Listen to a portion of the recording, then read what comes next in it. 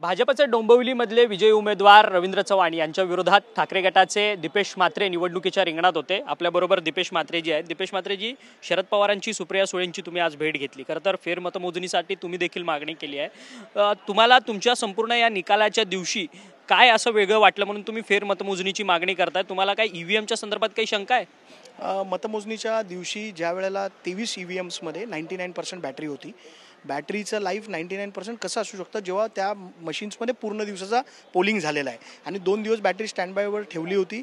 माझ्या मतदारसंघामध्ये तर ईव्हीएमचा नंबर आणि जो माझ्या 17C फॉर्मवरचा नंबर आहे तो देखील मॅच होत नाही काही ठिकाणी। तर या सगळ्या संशयास्पद गोष्टी आहेत आणि याच्यामुळे फेरमतदान मोजणी 10 बूथवर व्हावी याच्यासाठी मी अर्ज केलेला आहे आणि तो लवकरच मान्य होईल आणि मला फेरमतमोजणी मिळेल। आणि ज्या पॅटर्नमध्ये ठाणे जिल्ह्यात मतदान झालेलं आहे, तुम्ही जर बघाल तर सगळ्या उमेदवारांचं मताधिक्य तेवढंच आहे आणि तुम्ही जर एक पॅटर्न बघितलं तर ते 1,23,000, 1,27,000, 1,21,000 असं एक पॅटर्न आहे। त्या पॅटर्ननुसार हे मतदान झालेलं आहे। हे कुठेतरी मॅन्युक्युलेशन, म्हणजे लोक बोलतात हॅक केलं आहे, हॅक नाही पण याच्यात मॅन्युक्युलेशन 100% झालेलं आहे।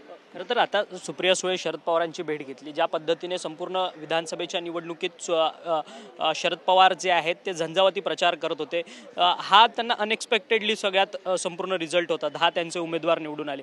त्या सगळ्या संदर्भात देखील काही चर्चा झाली का आणि तुमच्या मतमोजणीच्या संदर्भात काही विशेषतः चर्चा झाली? नाही, मी कोर्टात जाणार आहे। त्या कोर्टात जाणाऱ्या आम्ही सगळे महाविकास आघाडीचे जे पराभूत उमेदवार आहेत त्याच्यातले आम्ही सगळे मिळून कोर्टात जातोय।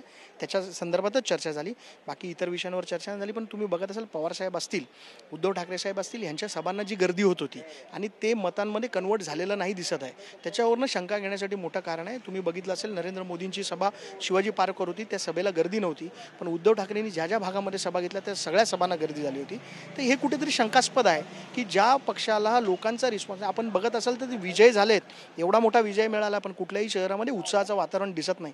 त्याच्यामुळे एक शंका घेण्यासाठी कारण आहे आणि आम्ही आमचं मत मांडलेलं आहे आणि आम्ही मॉक पोलसाठी आणि फेर मतमोजणीसाठी आम्ही अर्ज केलेला आहे। परंतु निवडणूक याचिका तुम्ही कशा पद्धतीने करणार? तुम्ही प्रत्येक पक्ष वेगवेगळी इंडिव्हिज्युअल याचिका टाकणार की एकत्रितपणे तुमची महाविकास आघाडीची याचिका? महाविकास आघाडीचे आम्ही जे पराभूत उमेदवार आहे ते आम्ही एकत्रित एक याचिका दाखल करतो सुप्रीम कोर्टामध्ये।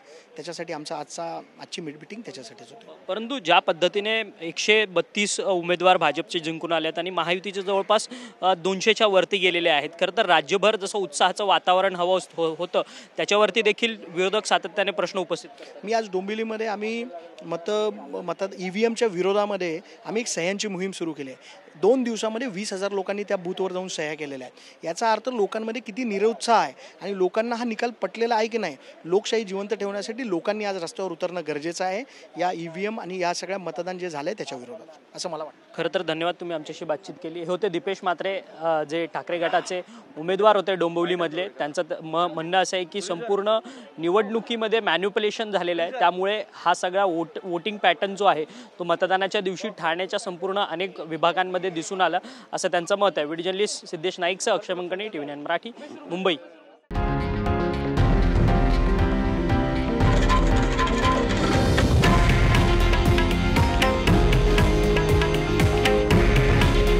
हे आहे देशातील नंबर 1 न्यूज नेटवर्क आणि आपण पाहत आहात TV9 मराठी।